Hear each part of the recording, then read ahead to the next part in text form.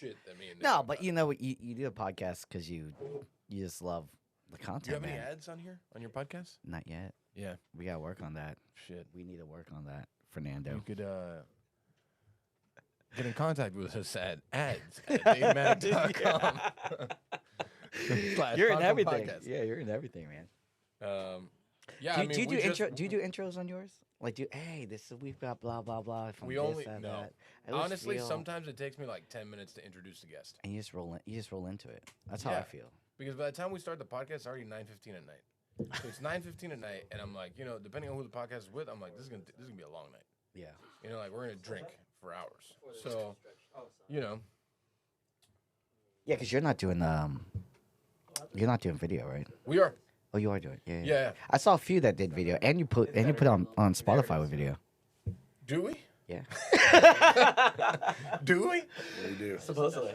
Yeah, I saw. You absolutely do. That's where I listen to it. I saw. Oh no, it's on, but not with video. It's Oh, no, fine. no. video. No, it's, Yeah. There's video on Spotify? For Yeah. his? I know it's. No fucking shit.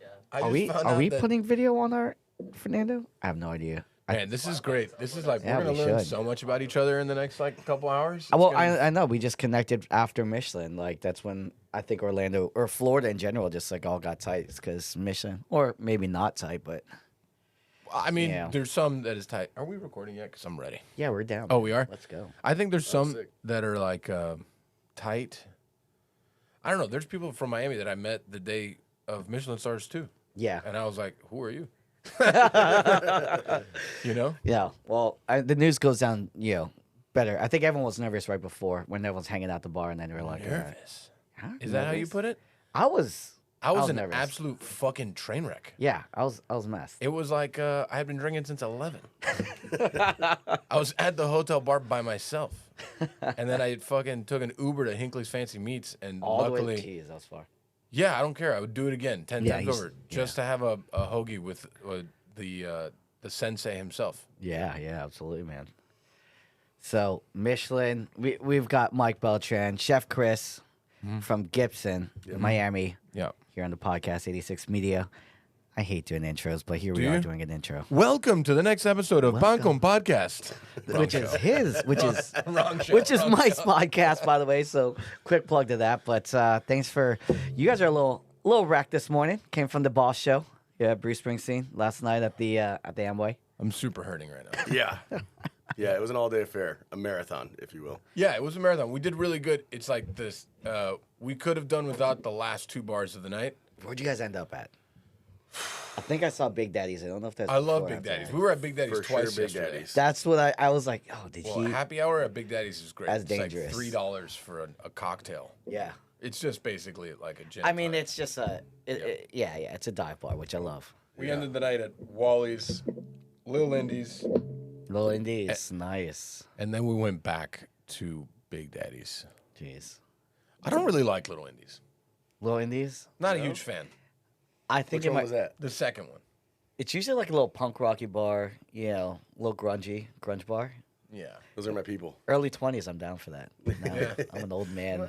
Coming up on 40, that was pretty cool. Yeah, No, I'm not a big I fan. feel you on that. I'm really more like the cocktail and like service part. I've been there a couple times and I'm just kind of like, Yeah, they don't need to. you're not cool enough to hang out here. It's okay. How often do you make it up here, anyways? Just for shows. Like I Yeah. come for shows a lot. Yeah. I don't ever go to see Mickey, but No, you know, like it's I was here. What it was like 3 months ago when I came. Yeah. When you sent me to Kaya, which I was sent to great. Kaya. Yeah, those like I don't know. We're booked like 3 weeks in advance here, which sucks. Because I want Good. people to come in on the regular, but hopefully once we open the lounge, well, it's just a good spot for people to. Don't just, ever like, say come that. in. That sucks again. Book 3 weeks in You know, advance, it's like nice. amazing. Yeah, of course, right? Especially when you're doing 50% capacity before Michelin. Now, Right. so can't complain. So let me ask you, the whole like what? Because okay, I just want to understand something. So you were in a media company first, right?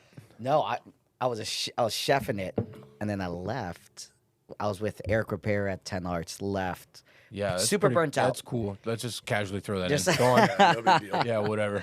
No, I got burnt out. It was I just left Robichon, and then I was supposed to go to Mugaritz and do a 6-month thing there. and this they had a kitchen fire burn down, so I ended up staying in the States.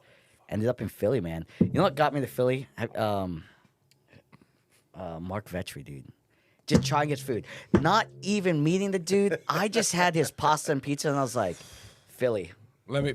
Philly was it. Yeah. Before you go into like, because I want to know more, but like, so I was very burnt out at one time, so I went on this like 10-day trip that I started in Philly, and I actually went with our director of ops, which is now our COO, Brittany Rothwell. She's from Philly. Oh, nice. So, Michael Schwartz, which is my former boss, very tight with Vetri. I couldn't get a reservation at Vetri. So I called Schwartz and I said, listen, I don't ever ask you for shit. I need you to call Vetri and get me a reservation. Yeah. And he said, fine, fuck, man. So he did it.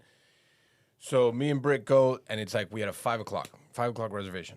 Fucking, it's like traffic is like fucking like this. It's like, and it's 5 minutes till me and Brittany get out of this Uber that we're in. We run to get there because I hate being late. It's rude. So, we start our dinner. The dinner's fucking epic. That's like so fucking good. Just like at Vetri. At Vetri. Yeah. The meal at Vetri, how they operate their food, the whole thing, fucking epic. Yeah. So then, after the nudie course, Vetri comes out of the kitchen. Nice. Sits next to us. Woof. At the table. And just starts shooting the shit. And me, like, I'm not like a celebrity guy. Yeah. But that's not a celebrity. He's a walking, living legend. Oh, yeah. Yeah. And he's one of the fucking just realest dudes out there. He just sits there, starts shooting the shit with us. Yeah. It's not, He's the mayor of Philly, man. When I was there, he's just... And he's just like the coolest dude, Yeah, man. super chill. Yeah, I love this food, man. That brought me to Philly. After that, me and company, which brings us to our little podcast room in the back of Soseki. You're like sitting on a dry age machine right now. So. There's tuna. Yeah. You're sitting on this tuna aging machine underneath you, so that makes sense. But no, glad to have you, man. So let's talk a little bit about. I mean, you don't have to give the spiel, man, but I never give a spiel. I know. Just ask me. Shoot from the hip. Give me a question. You're at Ariete now. You've got. I don't know how you're running multiple operations, which I don't get. How long was that trajectory? Now, how many operations? How long since started? How many do we have? I think it's 8 now. 8. It's been like an interesting journey, right? Because my partners purchased Taurus, which is that little the bar in front of Ariete. Had some good nights there. Yeah, me too. A few times. Some bad ones too. They purchased that place 10 years ago, and then we met, and then Ariete happened. The plan was never to open more restaurants. Right. The plan was just to keep that one open, because year 2 of Ariete was like the fucking worst, right? Every fucking day I thought we were gonna close. What year was this? 2017. Yeah. It was absolutely miserable. That was like a miserable time in my life, but we got through it. And then how the second one happened was, one of my partners is in real estate, and one of his buddies was like, hey, we have this space, and they're going to tear down this building. Yeah. But it has a kitchen in it. You guys want to do like a pop-up. And I'm like, so they called me and they're like, chef, what do you think? I'm like, that's cool. I was like, I liked the space that was there before that had closed down. And I was like, we'll just do like something simple. We'll just do croquettes and pastelitos and shit. And then, because I'm nuts, then all of a sudden we had 22 items on the menu. We had croquettes, pastelitos. We're making ice cream in house and all this kind of shit. And then that ended up being Chug's. That ended up being Chug's. Nice, yeah. And then Chug's was like, it was only supposed to be there for 6 months. Yeah, and you just got to refresh during COVID. Right. So then what happened is it was only supposed to be 6 months. Then they extended it to a year. Then COVID happened.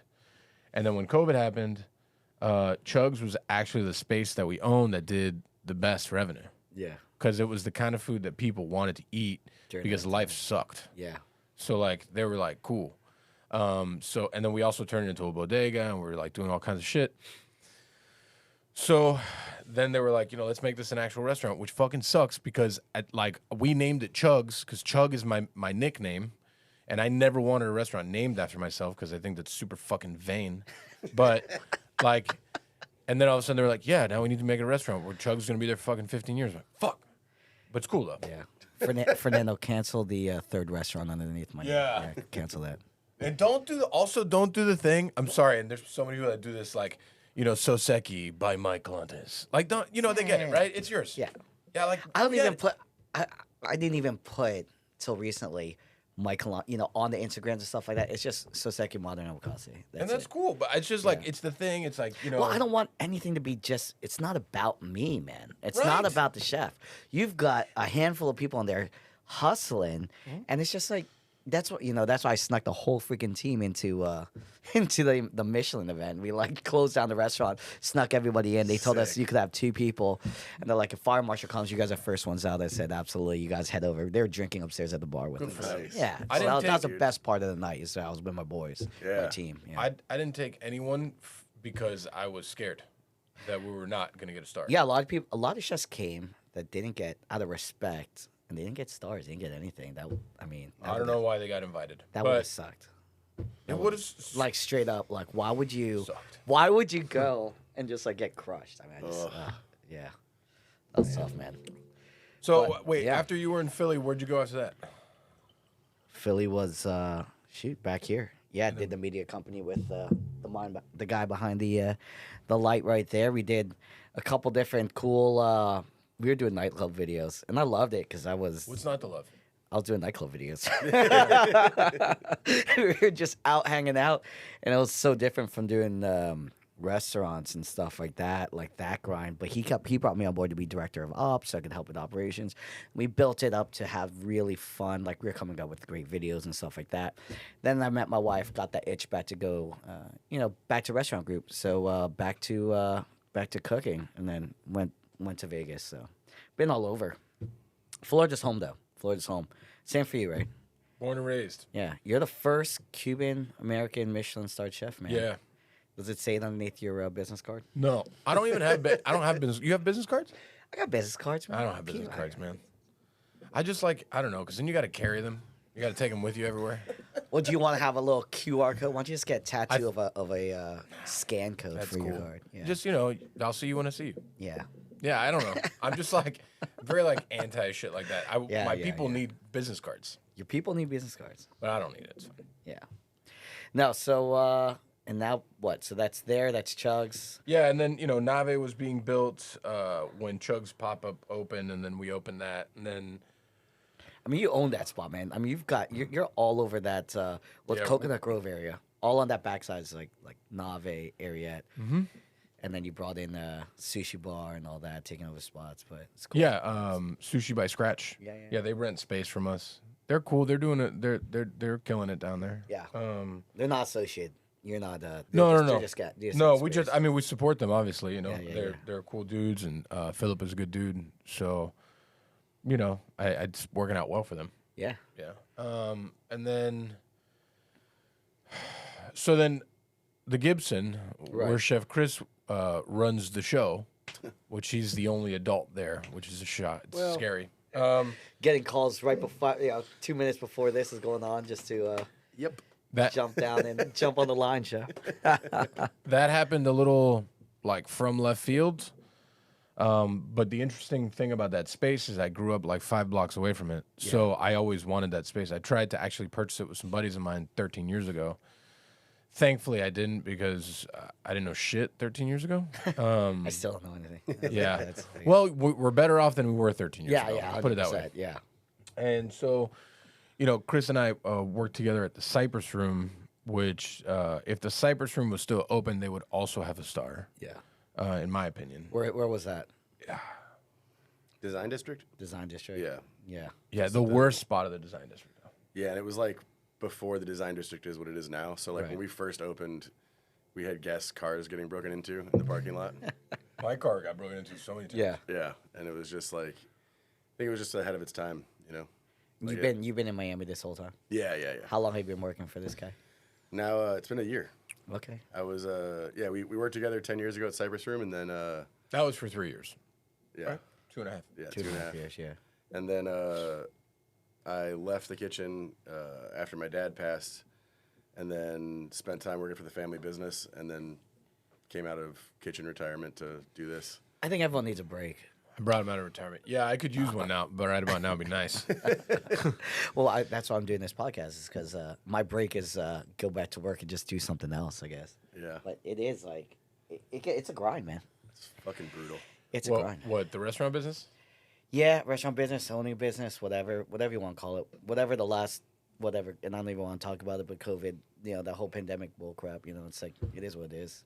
But it's, I think that took like 10 years out of my life. Like, it was just brutal. It's just Well, survival. I think the aftermath of what happened with COVID Right. has really been the hardest thing to deal with. Like, obviously, COVID sucked. It was very hard to deal with. But, like, the aftermath of that, which is the trickle down of so many things, whether you talk about, like, inflation, Expenses, labor, finances. Like, the kitchen labor, as much as people talk about, like, how much it's gone up, like, I'm with it going up. I support that. Now, I support it with the fact that if there's people that of quality and talent behind it, then sure, Yeah. I mean, they should get paid. But there's a fine line, but I get it. You know how it is. I mean, fine dining right now. Noma just went under fire for the whole interning free Right. and all that stuff. And that's the only way these big restaurants with that ambition can survive, I think. And I was going to go to Mugarit's for 6 months, work for free. You saw the menu, right? It's like those little bunk beds and like, living quarters. That's what it is. You're living on the commune, you're drinking the Kool-Aid. But I'd rather do that than spend $80,000 going to culinary school. Exactly. I what will said. pay you to work at your restaurant for you to tell me how to, be a good chef. Well, I think And that's like we actually had this discussion in the car on the way up here. Yeah. But it was like, I get why some people have issues with, Rene Redzepi or whatever it may be. I have no issues with him. I think that obviously the guy redefined a cuisine or whatever. But exactly what you said is we're talking about this a lot, and we're not talking about how much culinary schools lack in actually preparing you for this job. Yeah. And like I think those things are similar in parallel, right? Like the fact that the guys, essentially people are working for free, right? And he's benefiting off of that. Well, I think that these schools are taking a fuck ton of money from kids. They're benefiting from it, and they're not learning fuck all. No. I mean, I went to culinary school, so I mean, like, I see both sides of it, I went to a program too, and Yeah. and when I left, I was like, that shit was fucking pointless. Yeah. Just, that's openly speaking. I think it helped in some way, prepare a little bit, but not for what it really is. And going to that higher level where you can't get, it's just you have to get in there, straight up. Yeah, I think the people that I've worked with that have benefited the most from going to culinary school were kids that already worked in restaurants before going to culinary school. So they knew what they were getting into. And then you can apply what you learned. Right. And I think you have a better perspective when you're in culinary school, having at least worked in a restaurant for a year. Yeah, but you're not going to. It's not brain surgery, man. I'm not going in to get in debt for. I think I spent like $15,000 for culinary school back in the day, and I was happy with. It is what it is. But like, they're leaving with like. I think what does a master in culinary? What what does that even what is a you're gonna- degree? What does that even mean? You come into my kitchen with that degree, I'm gonna point you to the French fry puncher. Yeah, And you're gonna punch. I want to see how fast you can punch 2 cases of potatoes and French fries, and then make sure there's enough water in there. I mean, there's two sides of it. Yeah, and so a lot of restaurants are closing because the cost of doing fine dining at that level, I think, is. I don't. We also talked about this. I don't think it's quite that level. I think it's that size. I think the size of the fine dining restaurant has a huge thing to do. Obviously, you didn't crack a code, but like the model that you have is super beneficial in a lot of ways. There's drawbacks. Don't get me wrong. I mean, yeah, we're talking about Manresa closed down, and listen, I think Le Bernardin was doing 300 covers a day, and like these 11 Madison Park was never meant to be a 3 Michelin star restaurant.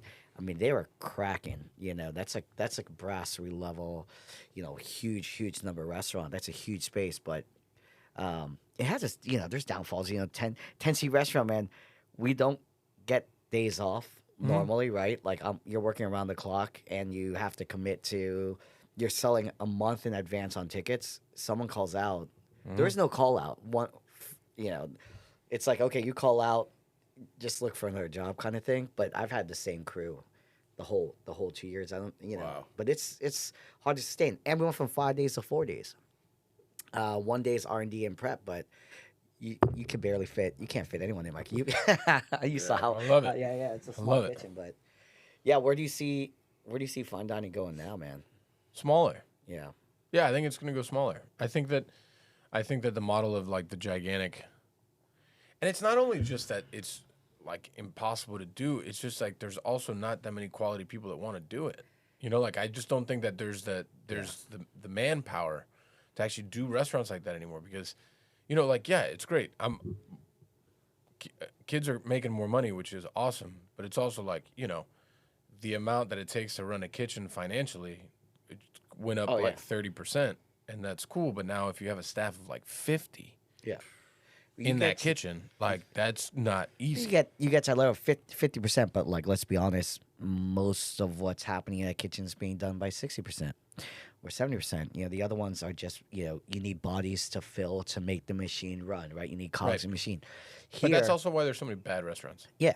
Yeah. Here, you know, I have my team of 3 chefs, and you're just doing everything. I mean, they're like my guys. We're moving fridges on days off and stuff like that because you're not just a cook. You're not just a number here. It's like you have to perform. You have to go above and beyond because there's no one else, right? Your day there's not like a hey go to Disney and like hey I'm gonna put a request for 2 weeks off. It's like doesn't work that way, you know. Not here. Right. But yeah, I definitely see that, man. And it's you lose that intimacy at big numbers, right? I just like you know, I think that they should go smaller. You know, like me personally, I want to go smaller. Yeah. You know, like we just opened up a 100-seat restaurant. It's not like uber fine dining though. Yeah. You know, it's fine dining, but not like kind of not touchy. It's just there's a difference. It's good cuisine's good cuisine, right? It's clean, simple, delicious, you know. And then I think that like Chef Kris is pretty fortunate. Obviously, he has a very small kitchen, but the like the dining room at the Gibson's small. Yeah. So we can really like make. I mean, food there is fucking tight. Yeah.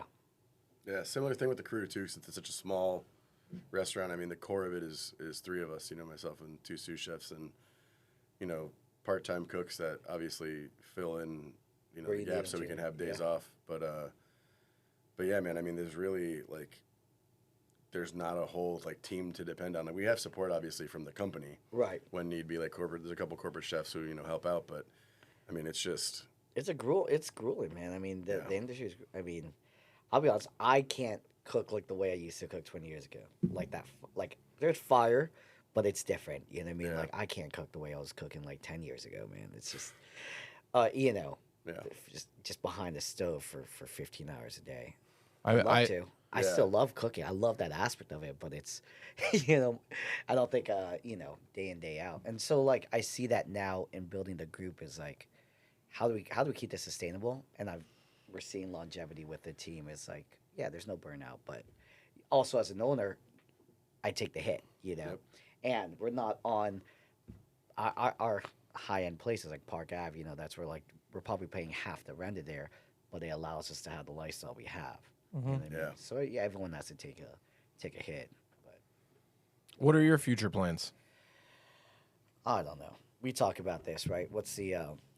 I love doing this podcast. I just signed on to be co-host for Diaries of a Master Sushi Chef. So teaching, you know, I find the most enjoyment teaching and then coming up with like that fun, you know, not this like TikTok-y content, but actual like things that you can use and working with dry ager and figuring out different like, you know, fish preparation. So, you know, that little bit of that R&D stuff. That's what I love about this is I'm just, you know, we're just playing in the kitchen, you know. Yeah, I mean, I don't really know. Like I thought about it some, but I kind of live. This year has been In the moment. buried pretty hard. Yeah.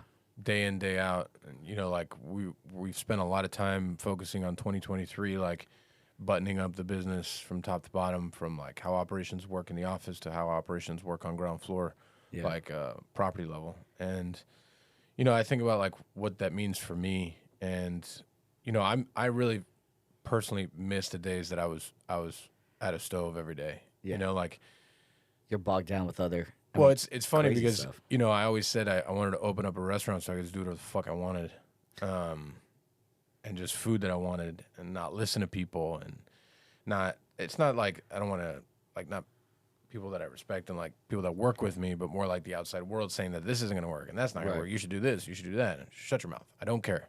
I'm going to do it the way that I think it'll work. And then you know along the ride, I've been super fortunate that the people on the ride with me have been, you know, I like see the vision. Yeah. but now that we're 7 years old, you know, it's like what's next for me and like what's the next part of my career because I'm still young. So I don't see myself slowing down, but I also don't see myself growing more. Does that make sense? Yeah, you have a different pace. I Right. think that when you got a lot to prove as a young chef, as a young business owner too, comparably now, and what you've done, and it's peeling the layers, right? Yeah. Refining what you have already, rather than like you could go wide, or you could grow deep. You're in that deep stage. I like to like once we get to a point that I feel like pretty good operationally, I always like to go back and start from the beginning and really see like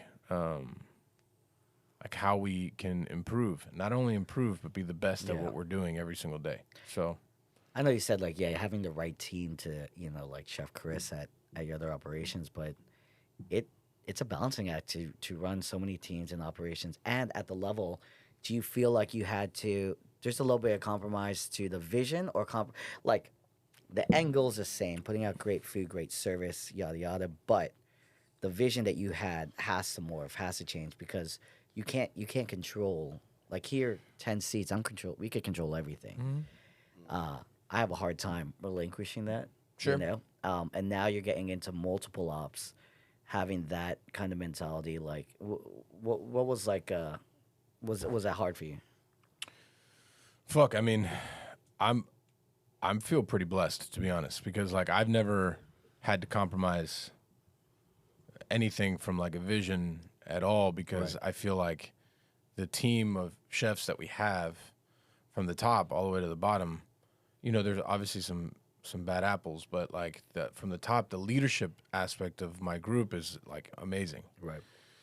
So, and then also like the vision, this is the way that I like to work. And he could probably attest to this. Like the vision doesn't have to really do with just me and what I see, you know, like creation through collaboration is the way that I like to operate. Yeah, so 100%. like, you know, we sit at a table and it's like, you know, the chef from Laurel used to be the CDC at Ariete, but I brought her on board for the Laurel job. It just took 2 years longer to build it than I thought it was gonna. And then Chef Manny we would all three sit at a table, and I'd be like, you know, what do you guys think about this? And they would just be like, no. Right. I'm like, okay, that's fine. And then we would go into like, why no? And then we would come up with another dish, and then it'd be like, well, what about this? And it's really working all the way from like step one. I mean, you get it. Step one of like how it gets produced in the morning, how it gets stored, where it gets stored, who does it, and then it's really this collective process to get to the end goal of, you know, yeah, we can make a dish once great, but now we need to make that dish 40 times great, and then we need to do it Monday, Tuesday, Wednesday, Thursday, Friday, Saturday, Sunday. Yeah. Yeah. So it's like with Chef Kris, like his team is incredibly young, but like they're all dogs. They're like amazing group of young kids. Yeah. Yeah, That's great. it's it's really cool to see it happen. Like what he's talking about, that creating things through collaboration, and then also seeing like Chef Manny and Osmo and like the guys at Ariete like have these meetings, and you know, it's a very collective effort, you know, which is I think it's cool because I don't know. I've definitely worked in places where it wasn't that way, where it's just like, this is what you're doing, and I don't care about your input. Like, just do your fucking job and shut up. But it's also like his team is like a really good example because like I look at them as kind of like our farm league, right? Because they're like real young. Kris is an incredible leader, right? But this was also Chris's first like chef gig. Yeah. So, and he could tell me that this is true, but 6 months ago I was like, this is gonna happen. It's gonna happen fast. And then when I tell you this thing now, 6 months from now, you'll be like, fuck, man, you were right.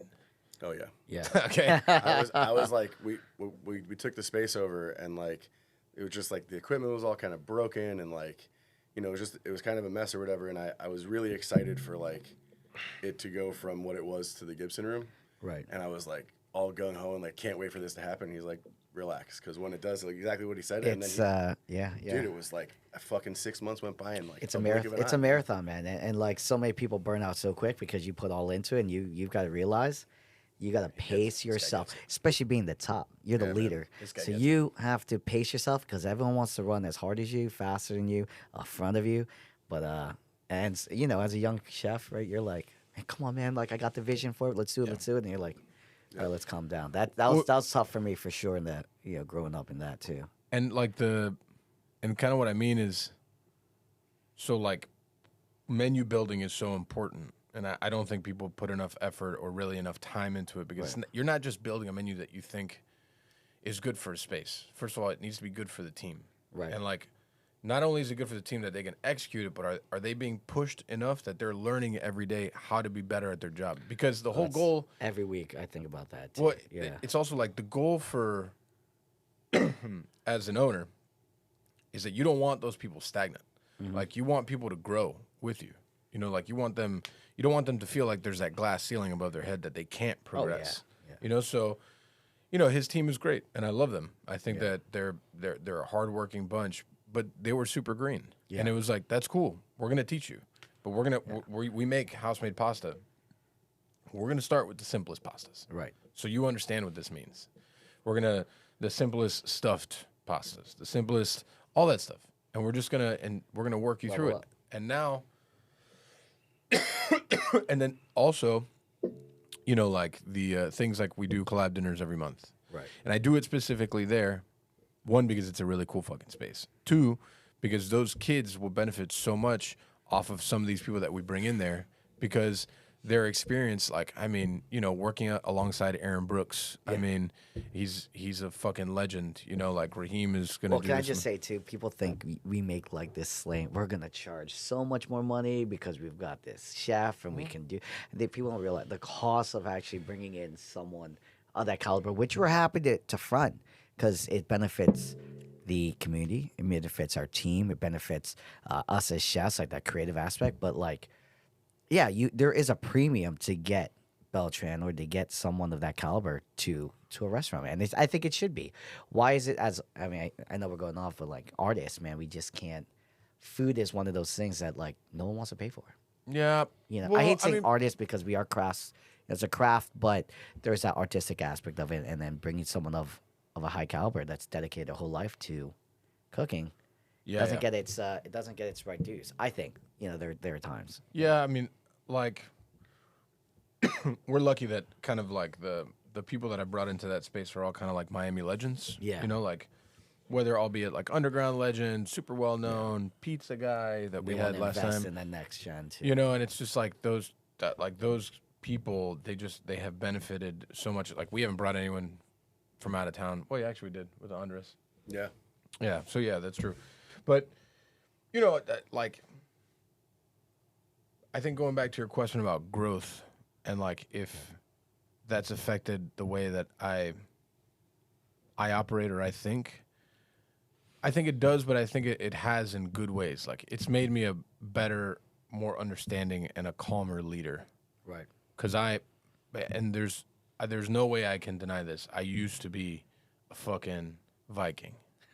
You know, like, there's that famous Dave McMillan quote is like, you know, you could be a shepherd or you could be a Viking. Yeah. And like the goal is to be a shepherd. You know, 100%. Sometimes the Viking does exist. It comes out real hard. But you've been on the back end of that, I'm sure, Chris. For sure. But the goal is to like guide these people to like, dude, not only guide them to be better cooks, but guide them to better opportunities and a better learning experience than I ever had. Yeah. I also think that ties into what you were saying before about like how fine dining, and I mean, I think it also just restaurant work in general, but specifically fine dining, like how much of a shift that is. I mean, hearing from old bosses how, you know, brutal like these old school chefs were and how poorly they treated their staff. I mean, yeah, like some of the stories are it's fucking gnarly, man. And like that will not yield the best result. Like you can motivate a dog, It did for a while. but You I know. mean, Or it obvious- will to a point. This is what I'm saying. Like you can motivate, someone with fear or with pain, but you're much better off like inspiring someone and like fueling the fire versus like Oh yeah. and I think that's a huge shift that's happening too. And I think it's really cool to see. It's really cool to be a part of it. Like that's something that I try to be conscious of all the time in the kitchen that I run. Like I don't want to pass on the bad habits that I learned of treating people. You know what I mean? Like of treating people like shit because they fucked up. Yeah. Self-awareness is a big thing, man. And hopefully when those kids run a kitchen, they'll do the same thing. Like they'll be better than I was to them. Yeah, I catch some guys, not here, but I do a lot of consulting too. It's like, hey, is that how you want to be? You want me to talk to you like that? Do you really want me to talk to you like that? I don't think you want to treat that person the same way, And it's an eye opener because I was a pretty angry chef. Same thing, came from that fine dining. Doesn't care. I don't care. You just get the results, right? Yep. Doesn't matter the wake. And when I left Quan behind the camera, we'll tell you, I went from that angry operating in that way into running a media company that in that same vigor or whatever you want to call it. And it's volatile. You could get the results you want for a short time. It's not the long term. Here we always say ego's a dream killer. That's the number one thing we say is like. You're not. No one's ever 100% right. You know what I mean? So it's building. I think a lot of like when I think of, because I was an angry chef for a long time. I still have my moments, but what really was hard dealing with that I don't think people like understand is like obviously when you work at a job, and like whatever you're at a fucking country club and the chef's a prick, like, it's weird. What I experienced the first 4.5 years of running Ariete as like my child. Yeah. That stress, that feeling. First of all, I never want to feel again. And secondly, like it turned me into someone that I don't want to be again. Yeah. Because there was some real dark days. And and that's like I never asked anyone to like feel bad for me. Because, I did it to myself, but at the same time, like, I didn't quite know what I was getting myself into. Right. Because, and I think this is when the art really comes into play, right? When we talk about the art versus the craft, like, it's not just the art, it's if you're a chef that really gives a fuck and, like, gives a fuck about the food and the purpose and the restaurant, like, it's putting a huge slice of yourself out there to the world, right? And truthfully, the world is going to judge you every single day, and they can. And I think like that part affects you mentally. Like no one prepares you for that. There's no school. There's no conversation. There's no nothing. You just have to learn how to like fucking get through it. I did a lot of soul searching in the first 5 years. I was hard. I drank hard every day. Drank hard every day. I didn't take care of myself. I worked fucking 14, 15 hours a day, 6-7 days a week. I was a fucking mess. Yeah. And that affected the way I was as a human, Oh, yeah. And it's that's hard. I'm not like that anymore, thankfully, but it took a lot of soul searching to get out of there. But it's the only thing people see is, oh, these are pretty plates coming out. I'm having a good time. Meanwhile, you're a train wreck. And I've been there. I say that. I was 6 years sober because I had to stop myself. And now, I have a drink now and I hang out and all that stuff. It took a while for me to burn that part of me. And I still think it's still there, right? The bear inside you, that freaking Wolverine is still there inside of you. But I think it's more manageable now. But the things that you put yourself through, it's like you're like, I don't want and you see like Kris, I'm sure you see your staff as kids, you're like, I don't want them to have to go through it. Yeah. But there is a trial by fire that no one prepares you for. I think the world is a little more aware now than they were like when we all started cooking, however long. For me, it's 17 years, 18 years now. Yeah. So like the world is definitely more aware. Not all of them. And also not all of them give a fuck. They really don't care. Yeah. So, but I think, that's probably to me the only benefit of like Chachi food TV, right? Yeah. Is probably that, like the awareness of what it takes to like bang food out. And I think just the public is more aware that it's not an easy job. It's not an easy job. No, definitely not. But we chose it. We're here. We're doing it. I could do nothing else. Yeah. I can do nothing else. Is 2 Michelin in the works for you and any of the operations you have You mean like trying to get 2 stars? for Ariete? Listen, if it happens, it happens. Right. I mean, like, is it in the works? Like, I think it's okay to say like there's a conscious effort to go for it. I mean, you kind of. I mean, do I think that Ariete's a 2-star restaurant? I do. Yeah. I mean, if we don't get a 2nd star, like I'm not gonna be sad about it. Yeah. You're not gonna close the doors and have a fit, right? Right. Like if we're a 1-star restaurant and we stay a 1-star restaurant, like that's fucking. I'm pumped, super pumped. No one's been a 2-star restaurant. The moment they got 3 stars, like, peace, I'm out. We close up shop. Yeah, good for him. Yeah. By the way, it's like, I get it. we got the like, 3 stars. Get out. I'm out of here. Deuces. I don't know. Like, I think Laurel's they can push. Hard for a star. Chug's has a bib. I think that's cool. Yeah. But like making a conscious effort. We make a conscious effort to be better every day. Yeah. And whether that's recognized in that manner is another story. Right. Yeah. Like I don't sit up at night and be like, man, how do we get this to 2 stars? I don't do that. Right. I stay up at night saying like, how can we push ourselves further? Right. And really like the team is different now than it was a year ago. It's different talents and like how can these kids, like how can we better suit the talents that they have on the team now currently as opposed to what they had a year ago? Mm-hmm. I think it's a lot of that stuff. Like, would it be cool? Great. If it doesn't happen, right. Cool. I know you've talked about this a few times, but Miami's scene is changing. I mean, COVID in general, everyone's flocked over. I went to Austin and it's like, my God, I mean, I think about like, Orlando's growing. It's a great city. You go to Austin, you're like, geez, we're so far behind the 8 ball. Like, just in regard to like, there's so many cool spots just popping up. How did now we just see, which Michelin's going to add to a lot of restaurateurs, big restaurant groups, big city guys are coming in, picking up spots. How, what do you see the changes in Miami? Good, bad, otherwise? Which I think we need a couple shots of tequila. No, I need no more alcohol right now. Yeah. Yesterday was a rough one for y'all. I don't really know. Like, yeah, I mean it's changed a ton, but it's like still the shit that's happening now, was happening before. Now it's just happening more. Yeah. Like the big name chef comes in, slaps their name on the door. They're there for the first day. They kiss babies, shake hands.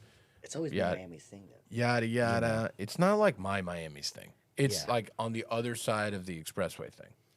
Yeah, I mean, I also think it's like what we talk about. What we've talked about also on the drive up. Like, there are restaurants in Miami, and then there are Miami restaurants. Right. And I think that's one of the things that we do is like, if you're from that city, regardless of like, whether you're Hispanic or whatever, like, if you're from Miami, you're gonna eat at Ariete, and it's gonna be a fine dining, like, high level of execution, but there's going to be things that are so familiar because you grew up in this city, and like that to me is like stories are deeper, Yeah, I mean that's amazing, and like don't get me wrong, like I'd love to go eat Thomas Keller's food at whatever spot he opens in Miami, but that's not going to be a Miami experience. It's going to be a Thomas Keller experience, right?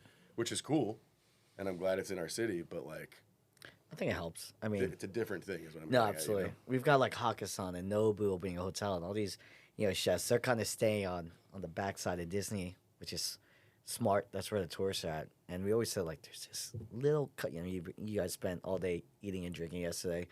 That has nothing to do with tourism at all. Right. And these great guys like Hinckley Meats and these guys just crushing it.